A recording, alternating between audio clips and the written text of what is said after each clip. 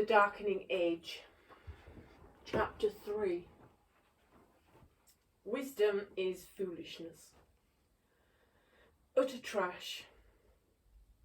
The Greek intellectual Celsus evaluates the Old Testament.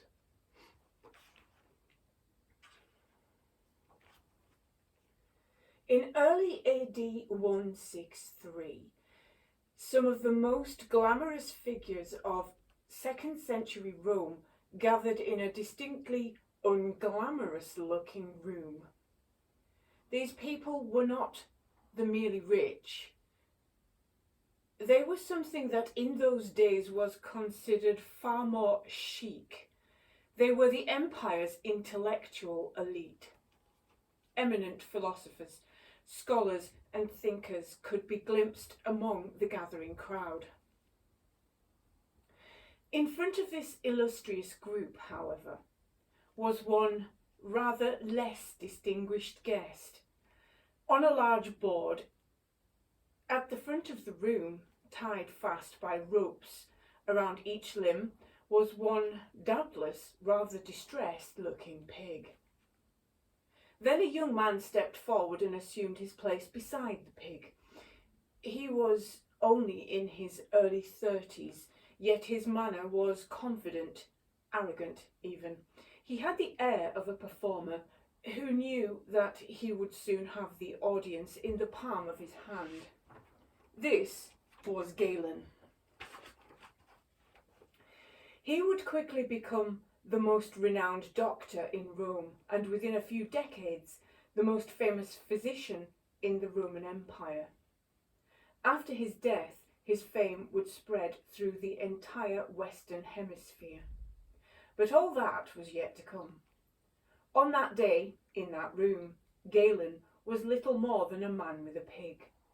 And in a few moments, though a bravura demonstration of surgical skill, he was going to steal its squeal. Gatherings of this sort were not unusual in those days. At this time, the intellectual was also fashionable. Even the emperor himself was a philosopher, and not a bad one. Marcus Aurelius's Meditations are still widely read today. Surgery had become a popular spectator sport, and educated citizens crowded round to watch an animal being vivisected with the same enthusiasm they might once have listened to the melodramatic declamations of a tragic poet. Those attending such performances needed inquiring minds, long attention spans, and strong stomachs. A favourite trick of Galen's was to tie an animal to his board and lay bare its still-beating heart.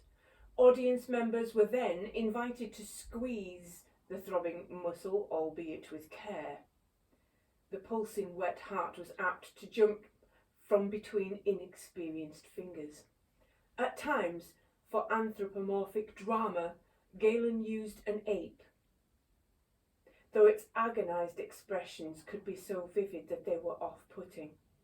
For this particular experiment, he preferred pigs because, as he put it in one of his more heartfelt asides, there is no advantage in having an ape in such experiments, and the spectacle is hideous.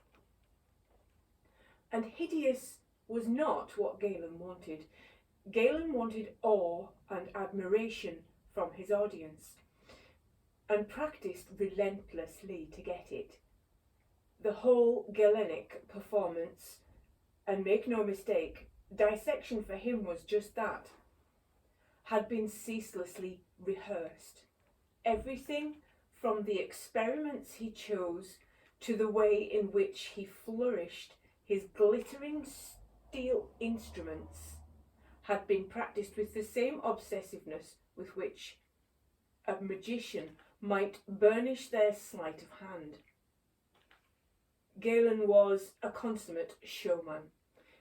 He was hard-working, brilliant and crashingly vain.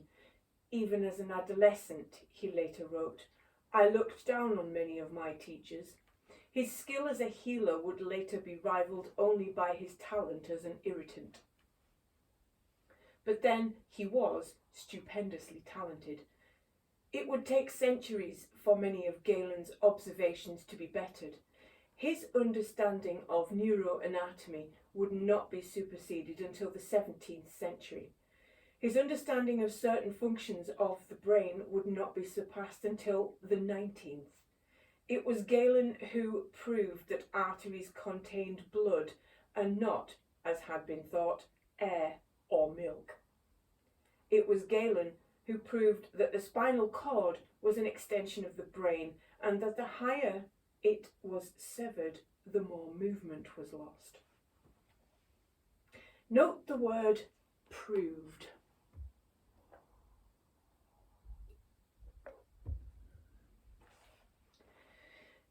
Galen knew vivisection was a good show, but it was not merely a show for him. It was utterly essential to understanding how bodies worked. As Galen wrote, the anatomy of the dead teaches the position of the parts. That of the living may reveal the functions. His writing is littered with the phrases of empiricism. Then you can show, he writes at one point, you have seen all this publicly demonstrated, he adds at another. You observed, he writes at a third. He was a dedicated empiricist and had nothing but the deepest scorn for anyone who was not. After describing the experiment to show what arteries contain, Galen writes contemptuously that he never saw milk in them, and nor will anyone who chooses to make the experiment. Back in Rome, the experiment went well. Galen tied some hair-like nerves in the pig's larynx. Its squeal was silenced, and his reputation in the capital of the empire, and hence in history, was assured. There was, however, one group of people who even the great Galen found himself unable to convince. This was a group who did not form their beliefs by basing them on experiments or on observations, but on faith alone, and who, worse still, were actually proud of this fact. These peculiar people were for Galen the epitome of intellectual dogmatism. When he wished to adequately convey the blockheadedness of another group of physicians, Galen used these people as an analogy to express the depths of his irritation. These were the Christians. To show the extent of some doctors' dogmatism, he used the phrase, one might more easily teach novelties to the followers of Moses and Christ. Elsewhere, he disparaged physicians who offered views on the body without demonstration to back up their assertions, saying that to listen to them was as if one had come into the school of Moses and Christ and heard talk of undemonstrated laws. Galen had little time for Moses himself either. In his method, in his books, wrote Galen disapprovingly, to write without offering proofs, saying God commanded, God spake. To a proto-empiricist like Galen, this was a cardinal error.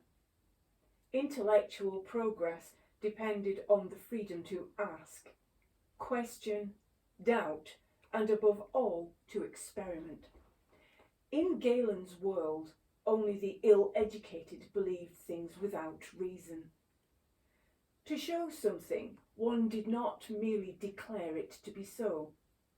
One proved it with demonstrations. To do otherwise was for Galen the method of an idiot. It was the method of a Christian.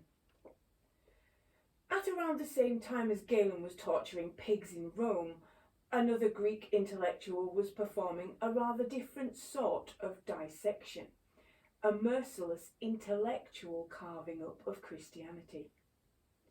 This was a new experience for all concerned. For the first 100-odd years of Christianity's existence, there are no mentions of Christianity in Roman writings. Then, around the turn of the 2nd century, it started to appear, albeit in scrappy and piecemeal fashion, in the writings of non-Christians. In AD 111, there is a letter from Pliny, the Roman governor. Then a few years later, come to some tantalizingly brief references to it in Roman histories. A quick section in the historian Tacitus's Annals, and another mention in history by Suetonius, and that was it. None of these accounts were particularly detailed. Certainly none were lengthy, a few paragraphs in total. But then why would they have been longer? Christianity may have seen itself as the only truth, but to most people then it was little more than an eccentric, often irritating Eastern cult. Why waste time rebutting it? Then about 50 years later, everything changed. Suddenly, in around AD 170, a Greek intellectual named Celsus launched a monumental and vitriolic attack against the religion. It is clear that, unlike the other authors who have so far written about it, Celsus knows a lot about it. He has read Christian scripture. Not just read it, studied it in great detail. He knows everything, from the creation to the virgin birth and the doctrine of resurrection. It is equally clear that he loathes it all, and in arch, sardonic, and occasionally very earthy sentences, he vigorously rebuts it. The virgin birth, nonsense, he writes. A Roman soldier had got Mary pregnant. The creation is absurd. The books of Moses are garbage, while the idea of the resurrection of the body is revolting and, on a practical level, ridiculous. Simply the hope of worms. For what sort of human soul would have any further desire for a body that has rotted? What is also clear is that Celsus is more than just disdainful. He is worried. Pervading his writing is a clear anxiety that this religion, a religion that he considers stupid, pernicious, and vulgar, might spread even further, and in doing so damage Rome. Over 1,500 years later, the 18th century historian Edward Gibbon would draw similar conclusions, laying part of the blame for the fall of the Roman Empire firmly at the door of the Christians. The Christians' belief in their forthcoming heavenly realm made them dangerously indifferent to the needs of their earthly one. Christians shirked military service. The clergy actively preached pusillanimity, and vast amounts of public money were spent not on protecting armies, but squandered instead on the useless multitudes of the church's monks and nuns. They showed, Gibbon felt, an indolent or even criminal disregard for the public welfare. The Catholic Church and its useless multitudes were, in return, magnificently unimpressed by Gibbon's arguments, and they promptly placed his Decline and Fall of the Roman Empire on the Index Librorum Prohibitorum, its list of banned books. Even in liberal England, the atmosphere became fiercely hostile to the historian. Gibbon later said that he had been shocked by the response to his work. Had I believed, he wrote, that the majority of English readers were so fondly attached even to the name and shadow of Christianity, I might perhaps have softened the two invidious chapters, which would create many enemies and conciliate too few friends. Celsius did not soften his attack either. The first assault on Christianity was vicious, powerful, and, like Gibbon, immensely readable. Yet, unlike Gibbon, today almost no one has heard of Celsus, and fewer have read his work. Because Celsus's fears came true, Christianity continued to spread, not just among the lower classes.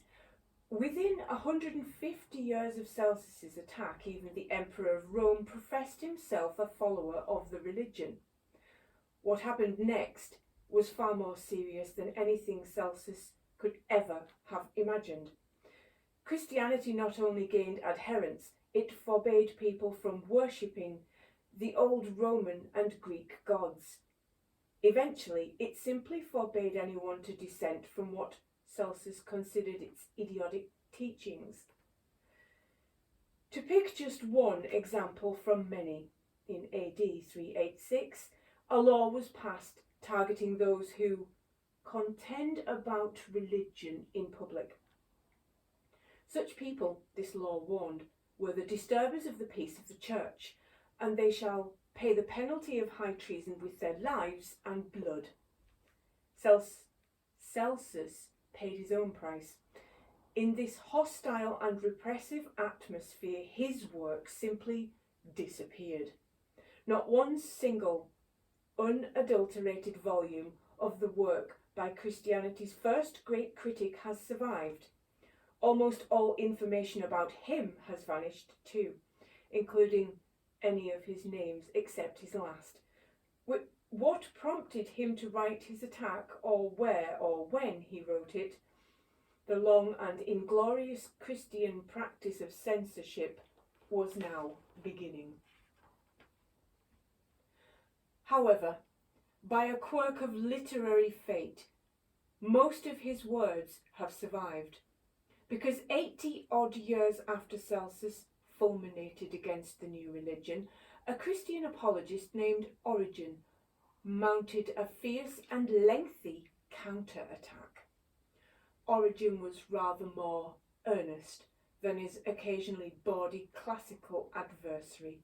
Indeed, it was said that Origen had even taken the words of Matthew 19:12.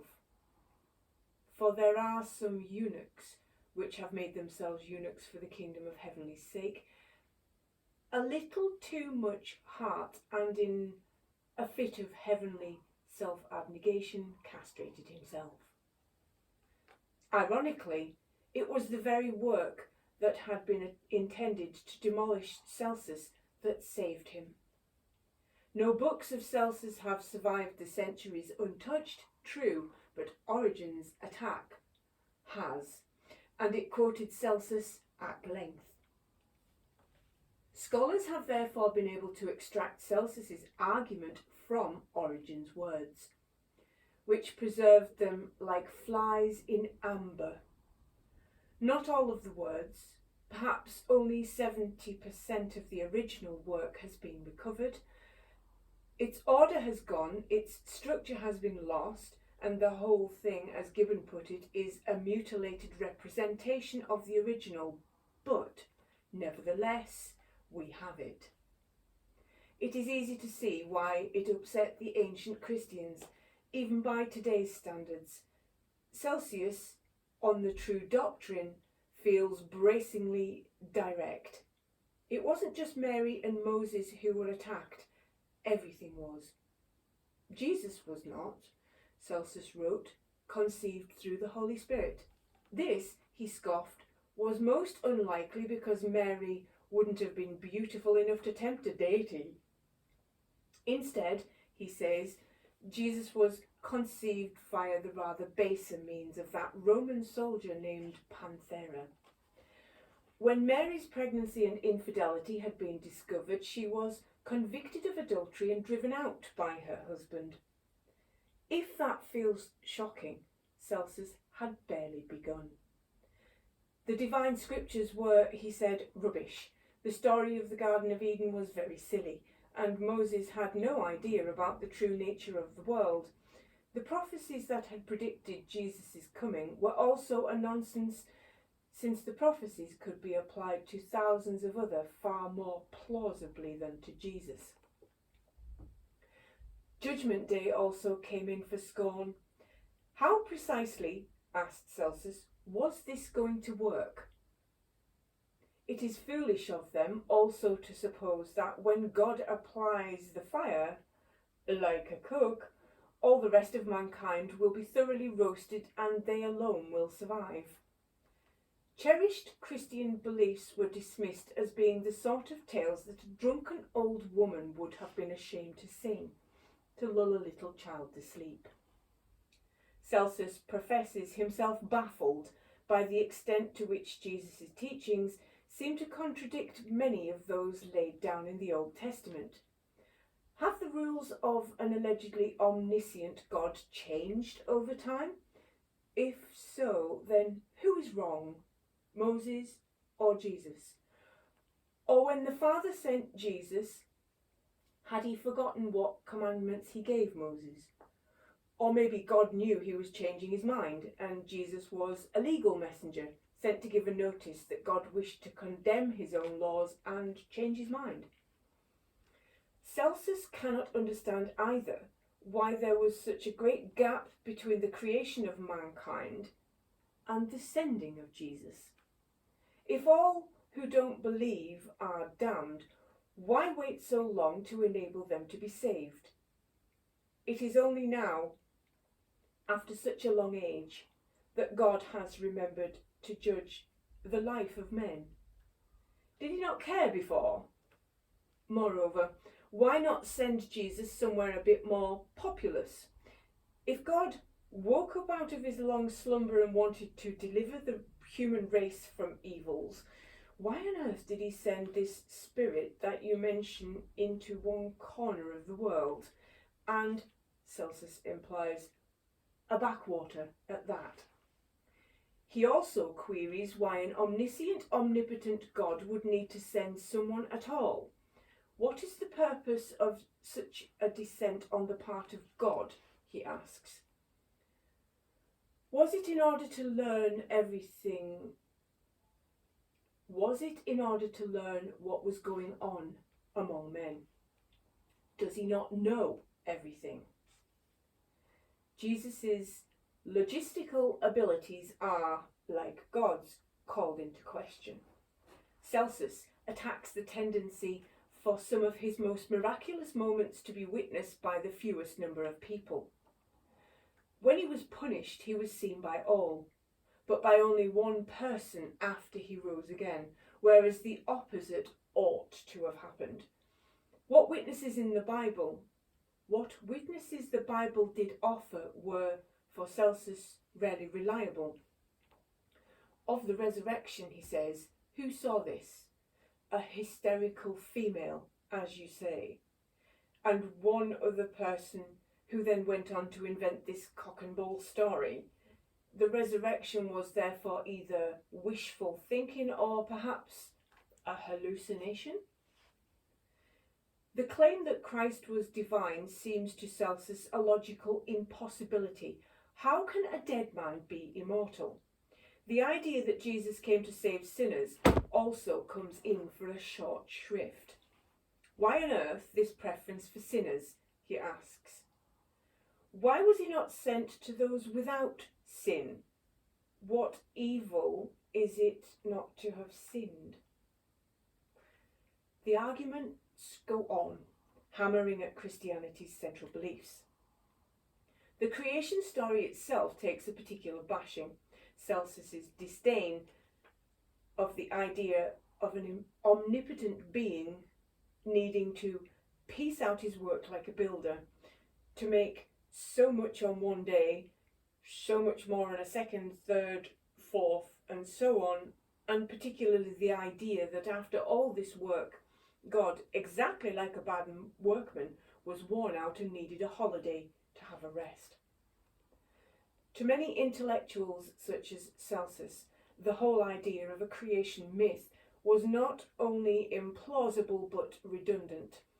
During this period in Rome, a popular, and influential philosophical theory offered an alternative view.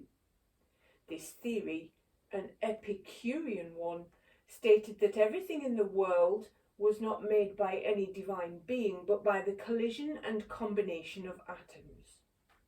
According to this school of thought, these particles were invisible to the naked eye, but they had their own structure and could not be cut into any smaller particles.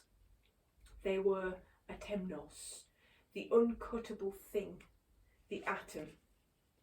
Everything that you see or feel, these materialists argued, was made up of two things, atoms and space, in which these bodies are and through which they move this way and that. Even living creatures were made from them. Humans were, as one hostile author summarised, not made by God, but instead nothing more than a haphazard union of elements. The distinct species of animals were explained by a form of proto-Darwinism. As the Roman poet and atomist Lucretius wrote, nature put forth many species. Those that had useful characteristics, the fox and its cunning, say, or the dog and its intelligence, survived, thrived, and reproduced. These creatures that lacked these lay at the mercy of others for prey and profit, until nature brought that race to destruction. The intellectual consequences of this powerful theory were summarised succinctly by the Christian apologist Minucius Felix. If everything in the universe has been formed by a fortuitous concourse of atoms, what God is the architect? The obvious answer is no God at all. No God magicked up mankind out of nothing, no divinity breathed life into us, and when we die, our atoms are simply reabsorbed into this great sea of stuff. No thing is ever by divine power produced from nothing, wrote Lucretius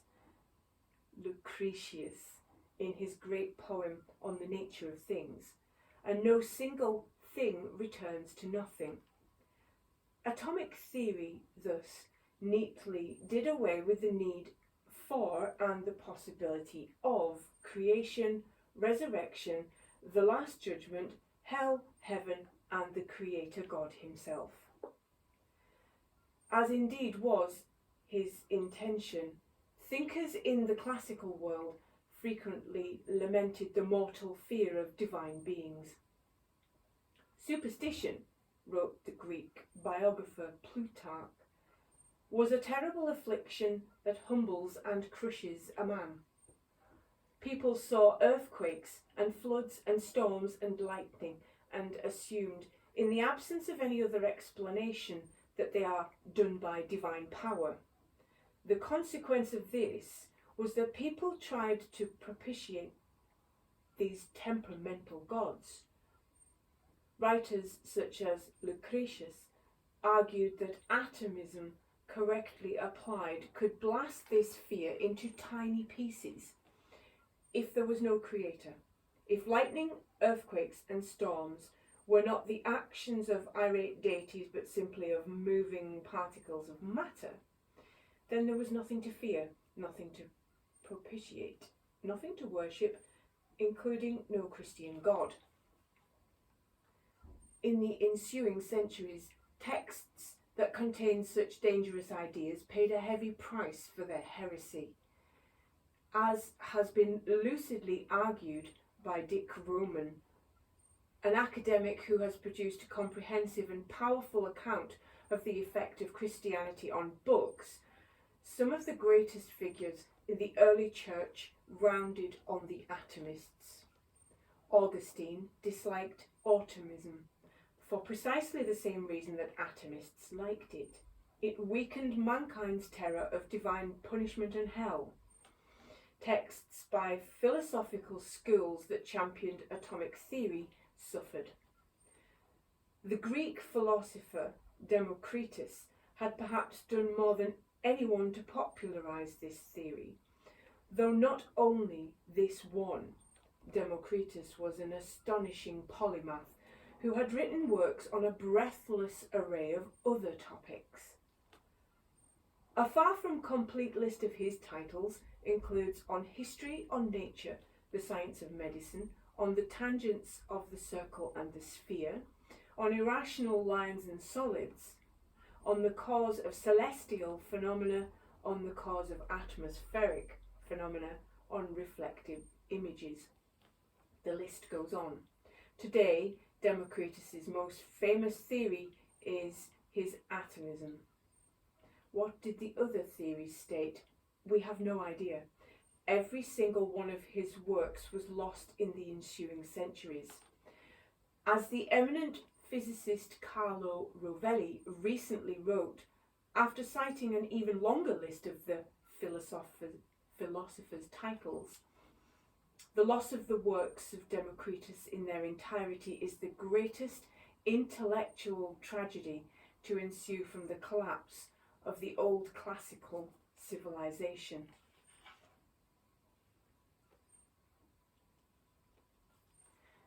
Democritus's atomic theory did, however, come down to us, but only a very slender thread. It was contained in one single volume of Lucretius's great poem that was held in one single German library, that one single intrepid book hunter would eventually find and save from extinction. That single volume would have an astonishing afterlife. It became a literary sensation.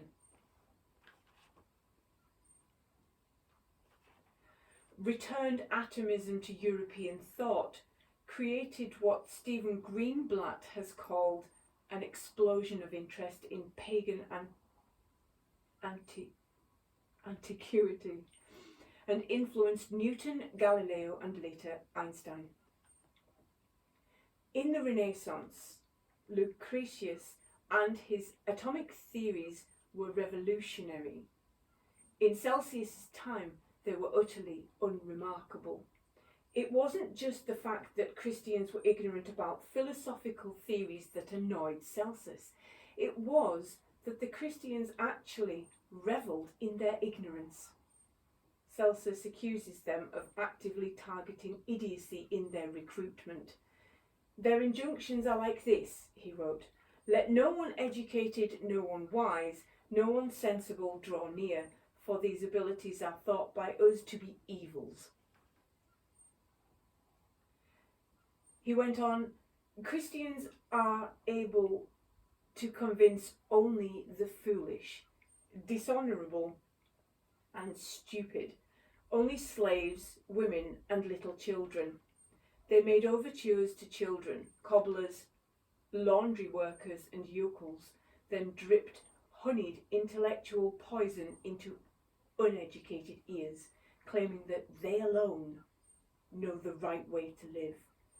And if the children would believe them, they would become happy. Christianity's lack of intellectual rigour worried Celsus for the same reasons that it had bothered Galen. Christians, Celsus wrote, do not want to give or to receive a reason for what they believe, and use expressions as do not ask questions, just believe, and thy faith will save thee. To men as educated as Celsus and Galen, this was unfathomable.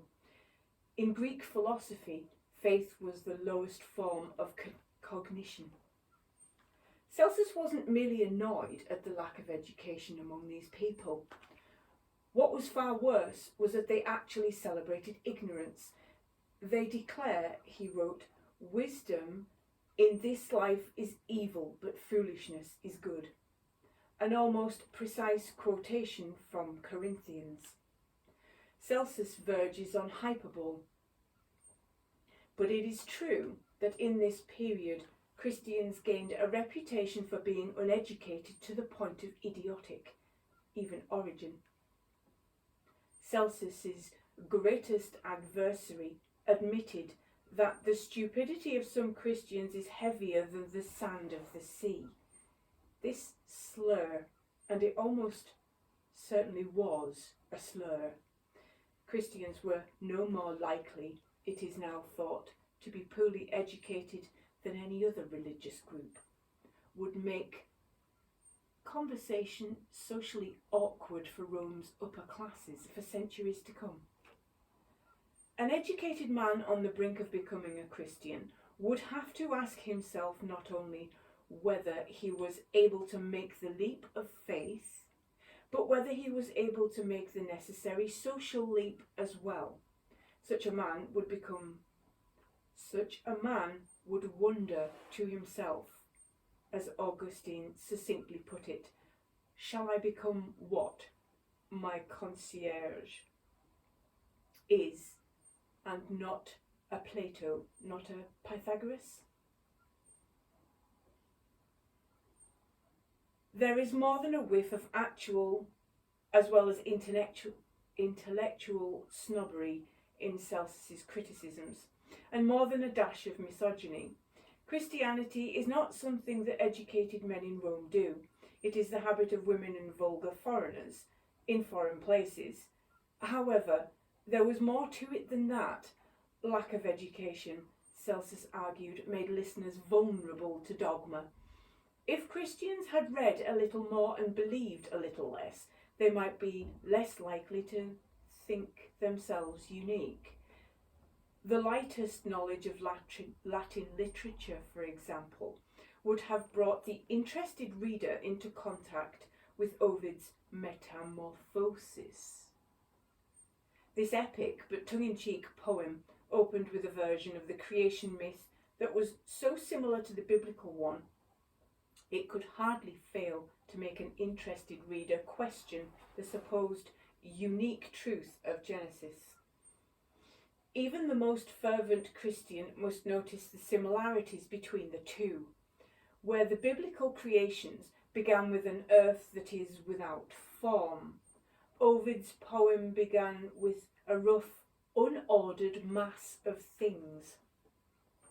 In Genesis, the Creator God then created the heaven and earth and ordered the waters under the heaven to be gathered together unto one place, and let the dry land appear. In Ovid's version, a god appears and rent asunder land from sky and sea from land, before instructing the seas to form and the plains to stretch out. The God of Genesis ordered that the waters bring forth abundantly the moving creature that hath life, and fowl that may fly above the earth in the open firmament of heaven, while Ovid's deity, whichever of the gods it was, he adds somewhat vaguely, ensures that the sea fell to the shining fishes for their home, earth received the beasts, and the mobile air the birds. Both creation stories culminate in the creation of man, who in Ovid is moulded into the form of the all-controlling gods, while in Genesis God created man in his own image. In both, things then go wrong as mankind falls into wicked ways. The Ovidian God, at once grand and a trifle camp, looks down upon the world he has created, shakes his head in despair and groans, I must, he declares, not without some melodrama, destroy the race of men. The God of Genesis looks down at the world and its wickedness and says, I will destroy man whom I have created from the face of the earth. In both accounts, the rain waters fall and the oceans rise across the lands. In both, only two humans, a man and a woman, survive. The idea of the flood was, to Celsus, a debased version of the classical flood, a myth for Christians to recount to small children. To Christians it was the truth.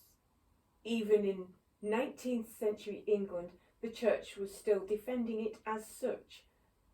At this time, the story's authority was less in danger of erosion from scornful philosophers than from the new science of geology. The sheer age of the earth was beginning to make any belief in a creation difficult, particularly in a creation that had happened, as one Christian theologian infamously stated on the 23rd of October 4004 BC. Many pious Victorian academics fought back against this new and threatening science, including, somewhat bizarrely, some geologists.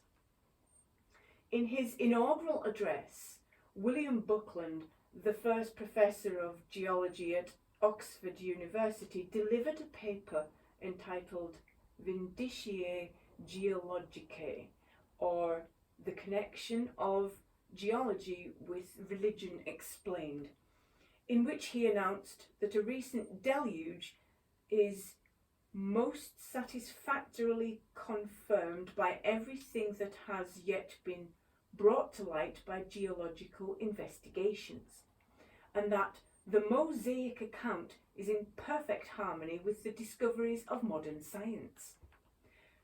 The Christian belief that their religion was unique and uniquely correct frequently grated on others. An educated critic of Christianity could point not only to other flood stories, but to numerous characters who had made similar claims to those made by Jesus and his followers.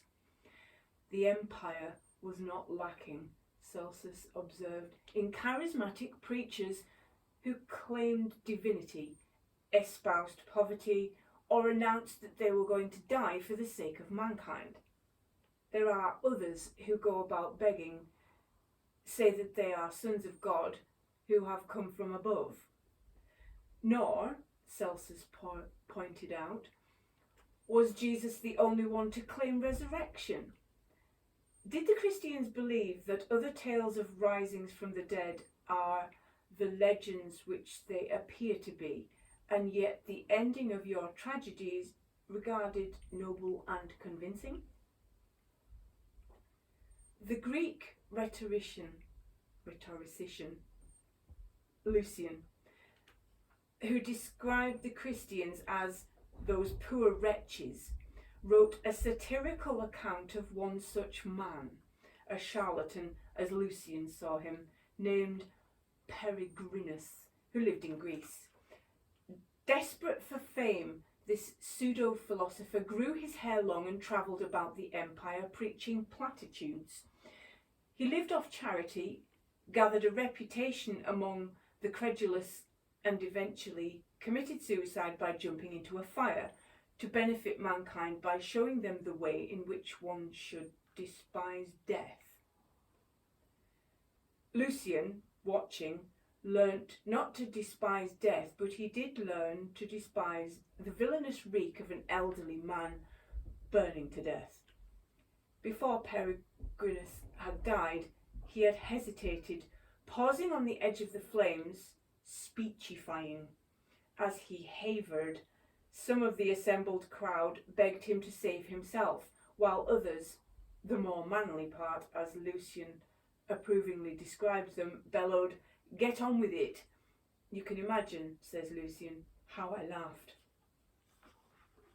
After Peregrinus had been carbonified, as our unsympathetic narrator put it, his stock only rose among his followers.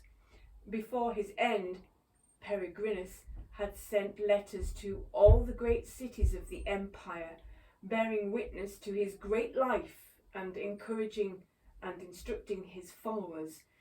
He even appointed a number of ambassadors for this purpose among his comrades, styling them messengers. The Greek word is angelos, the same word translated in Christianity as angel, from the dead.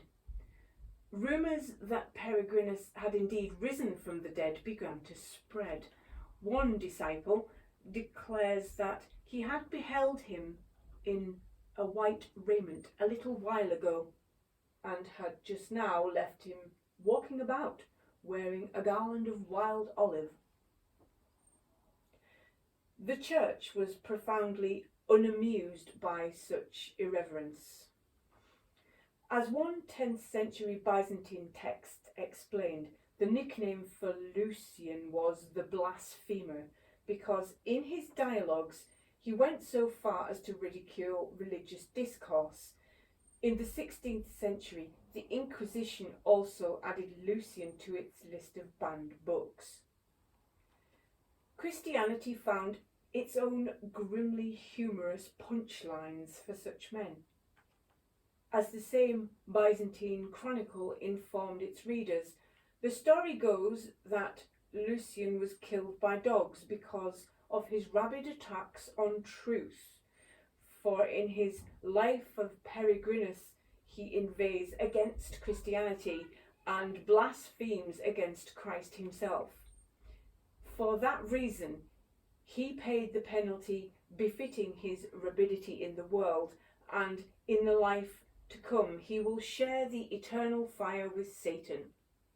An invigorating lesson for all satirists.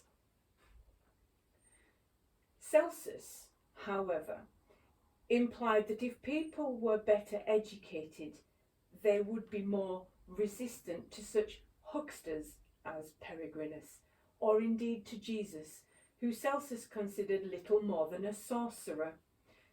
The miracles that Jesus performed were, he felt, no better than the sort of thing that was constantly being peddled by tricksters to the gullible across the Roman Empire.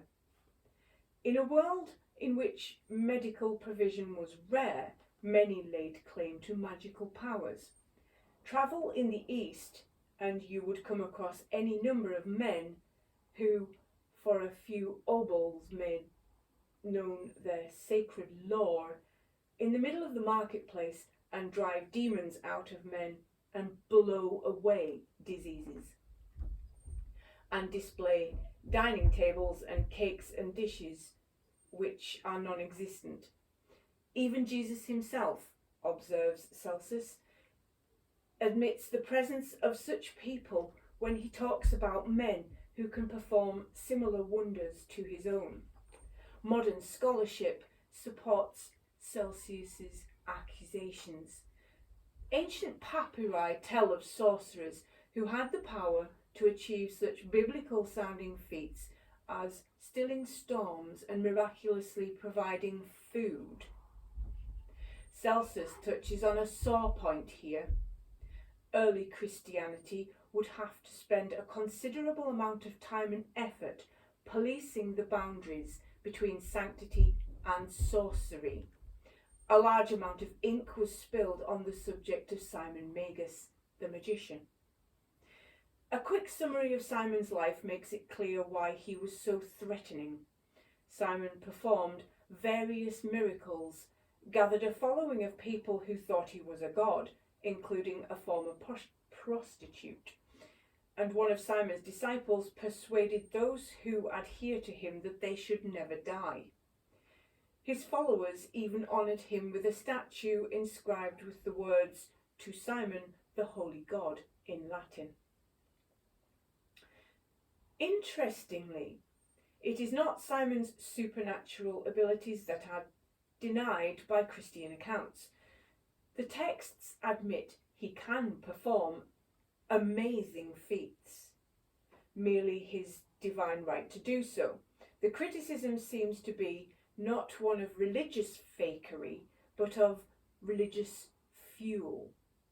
Simon gains his power not from God, but by virtue of the art of the devils operating in him. Christians debunked pretenders. The ancient world debunked everyone else. Stories of witty atheists were treasured, told and retold.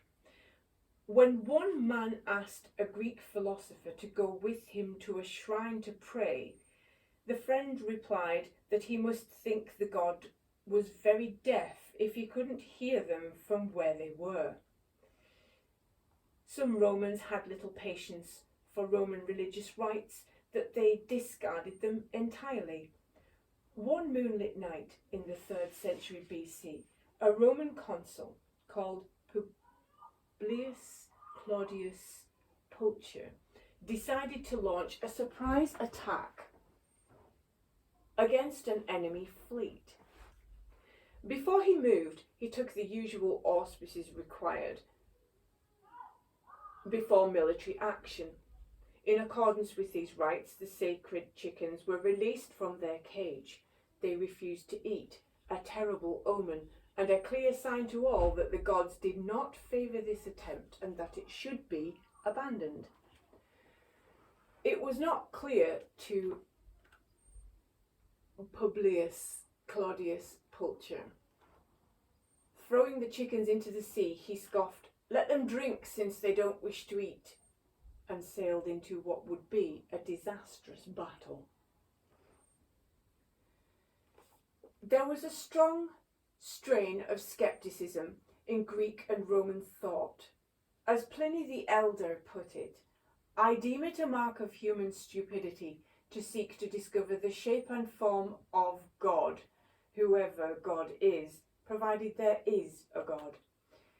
He consists wholly of sense, sight, and hearing, wholly of soul, wholly of mind, wholly of himself." Pliny suggested that what divinity there was to be found in humanity itself. God, he wrote, is one mortal helping another. Rome was not an empire of atheists. Emperors were even deified after their death, and their genius, their divine spirit, then worshipped. Nevertheless, even the emperors themselves didn't always take this too seriously. The Emperor Vespasian is said to have announced the severity of his final illness by declaring, "Gah, I think I'm turning into a god." But Romans were not all cynics. "We too are a religious people," one nettled official tartly told some pious Christians. It was a commonly held belief that Rome's great success depended on the goodwill of the gods. As a character in Roman history observed, "All went well so long as we obeyed the gods, and ill when we spurned them." This state of divine benevolence, the pax decorum or peace of the gods, was not manna that fell from heaven on the divinely deserving Romans. They weren't automatically gifted with the gods' favour, and they were not automatically assured of this peace. Instead, pax in that phrase was like pax in pax romana. Less a state of eternal peace than the absence of war that had been negotiated through effort and could be lost by neglect. The real punchline of the Claudius Pulcher tale, retold by Cicero, is not the gag about the chickens, but what came next after losing the battle. Claudius Pulcher was tried and died soon after. Religious they may have been, dogmatic and unbending they were not. Like the Roman Empire, the Roman pantheon could happily expand. Rome was not a paragon of religious pluralism. It had no scruples about banning or suppressing practices, whether Druidic or Bacchic or Manichaean, that seemed for any reason pernicious. But equally, it could admit foreign gods. Though, as with so much else in Rome, a bureaucratic process had first to be observed. To ignore this process and worship a foreign god that had not been accepted was a socially unacceptable act. It risked upsetting the contract with the incumbent gods and spreading disaster and pestilence. This was one of the problems with Christianity, and its growth was, for some, nerve-wracking. What effect would this new religion have on the Pax Decorum? I cannot think there is anyone so audacious, wrote one, neatly summarising this attitude, that they would endeavour to destroy or weaken so ancient, useful, or salutary a religion. The old religions had served Rome well. Why abandon them now? Despite his contempt for Christians, Celsus seemed unsurprised that yet another religion had appeared in this world full of gods. Religious diversity is precisely what one expects. Celsus shows an almost anthropological interest in the different sorts of worship that flourished across the Roman Empire. The differences between each nation is very considerable, he writes. Some Egyptians worship only Zeus and Dionysus. The Arabians worship only Urania and Dionysus. The Egyptians all worship Osiris and Isis. So what is the implication? There is a strong strain of relativism in Celsius's work. At another point, he states, even if something seems to you to be evil, it is not yet clear whether it really is evil, for you do not know what is expedient either for you or for someone else or for the universe. It was clear to Celsus that a person's religious affiliation was based less on any rational analysis of competing religious ideologies than on the geography of their birth. Every nation always, he points out, thinks its way of doing things is by far the best. He quotes Herodotus approvingly. If anyone were to propose to call men and tell them to choose which of all laws were the best, on consideration each would choose his own. But that didn't matter, as Herodotus himself said. It is not likely that anyone but a lunatic would make a mock of these things.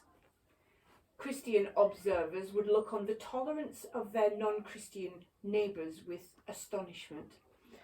Augustine later marvelled at the fact that the pagans were able to worship many different gods without discord, while the Christians, who worshipped just the one, splintered into countless warring factions.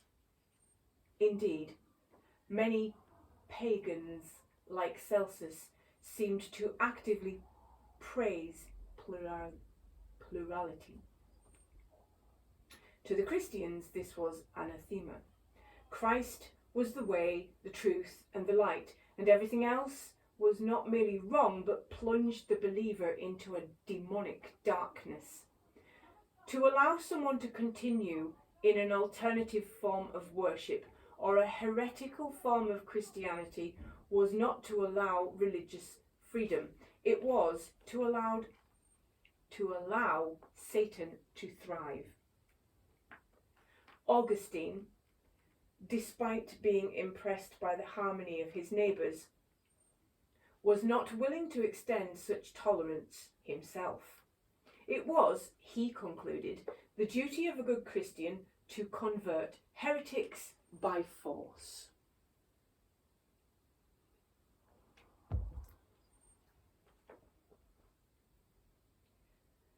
If necessary. This was a theme to which he returned again and again.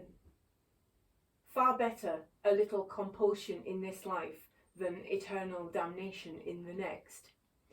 People could not always be trusted to know what was good for them. The good and caring Christian would therefore remove the means of sinning from the uncertain reach of the sinner, for in most cases we serve others best by not giving, and would injure them by giving what they desire, he explained. Do not put a sword in a child's hand, for the more we love anyone, the more are we bound to avoid entrusting to him things which are the occasion of very dangerous faults. a few decades after Celsus wrote On the True Doctrine. An even more monumental assault was made on the Christian faith by another Greek philosopher. It shocked the Christian community with its depth, breadth, and brilliance. Yet today this philosopher's name, like Celsus, has been all but forgotten. He was, we know, called Porphyry. We know that his attack was immense, at least 15 books, that it was highly erudite, and that it was, to the Christians, deeply upsetting. We know that it targeted Old Testament history and poured scorn on the prophets and the blind faith of the Christians.